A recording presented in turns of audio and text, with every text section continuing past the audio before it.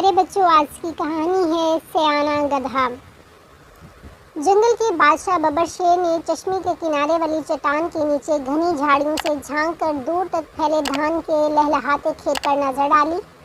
بہت دور ایک درخت کے نیچے کوئی چیز ہلتی ہوئی نظر آ رہی تھی۔ شہر نے پنجوں سے آنکھوں ملتے ہوئے دوبارہ اس کی طرف دیکھا۔ یقیناً وہ کالا ہرن تھا۔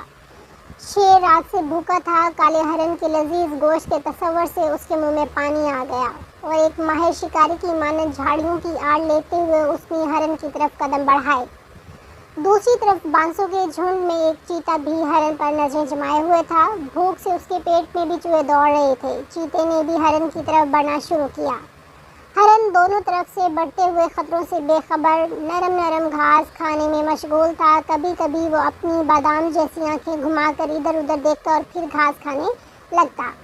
جانور خطرے کی بو سونگھ لیتے ہیں۔ ہرن کی بے چینی آنکھیں ظاہر کر رہی تھی کہ اس نے خطرے کی بو سونگھ لی ہے۔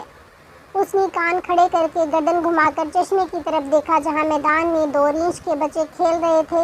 ابھی ہرن پہاڑ کی طرف رخ کرنے کا سوچ ہی رہا تھا کہ مشرق اور جنوب سے شیر اور چیتے نے جھاڑیوں میں چھلانگیں لگائیں اور دونوں تیر کی طرح ہرن کی طرف لپکے۔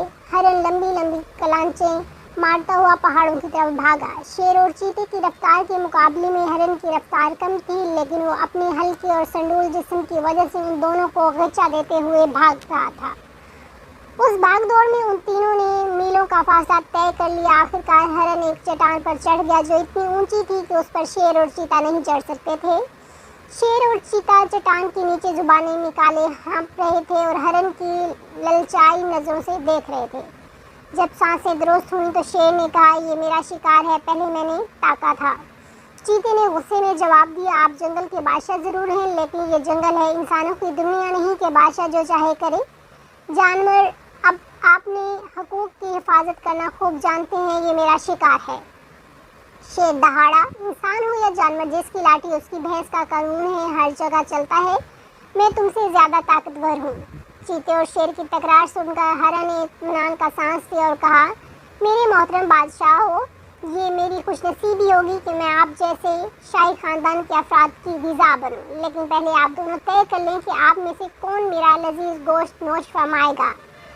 شیر اور چیتا دوبارہ تکرار کرنے لگے۔ اسی دوران ادھر سے ایک گدھے کا گزر ہوا تو ہرن نے جھٹ سے مشورہ دیا، میرا خیال ہے آپ دونوں اس سلسلے میں گدھے صاحب سے مشورہ لے لیں، کیونکہ مشورہ دینے کے لیے عقل مند ہونا ضروری نہیں۔ شیر نے کہا، چلو مجھے منظور ہے، وقت پڑنے پر گدھے کو بھی باپ بنانا پڑتا ہے۔ چیتے نے گدھے کو حکم دیا، گدھے کے بچے ادھر آؤ۔ گدھا پہلے تو ڈرا کہیں یہ دونوں اسے ہی ہڑپ نہ کر لیں، پھر ڈرتے ڈرتے دانت نکالتا ان کے قریب آیا اور جب اس نے پورا قصہ سنا تو خوشی سے مشورہ دیا، ہاں تو شیر صاحب، آپ کا دعویٰ ہے کہ آپ نے ہرن پر پہلے نظر ڈالی، جبکہ چیتے صاحب کا دعویٰ ہے کہ ہرن کو دیکھ کر ان کی رال ٹپکی۔ کیونکہ یہاں کوئی گواہ نہیں، اس لیے میرا مشورہ ہے کہ آپ دونوں اپنی اپنی جگہ تشریف لے جائیں اور جب میں رینگنا شروع کروں تو آپ دونوں دوڑنا شروع کر دیں۔ جو بھی پہلے یہاں پہنچ جائے گا وہی ہرن میاں کو نوش فرمانے کا حقدار ہوگا۔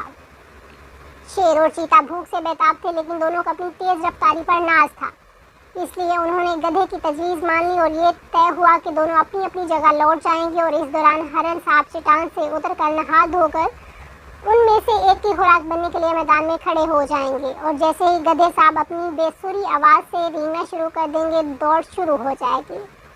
شیر اور چیتا اپنی اپنی جگہ واپس چلے گئے۔ جب کافی دیر تک گدھے کے رینگنے کی آواز نہ آئی تو دونوں کا ماتھا ٹینکا۔ پہلے تو دونوں نے ایک دوسرے کو گھورا، پھر چٹان کی طرف دوڑنا شروع کیا۔ جب وہ چٹان کے قریب پہنچے تو وہ دیکھا وہاں چاروں طرف ویرانی اور سناٹا تھا۔ ہرن کا کہیں پتہ نہ تھا اور گدھے کے سر سینگ ہی نہیں، پورا گدھا غائب تھا۔ شیر نے غصے سے چیخ کر کہا، اس گدھے کے بچے نے ہمیں دھوکہ دیا ہے۔ چیتے نے سر جھکا کر افسوس سے کہا، شیر صاحب، گدھا وہ نہیں، ہم دونوں ہیں۔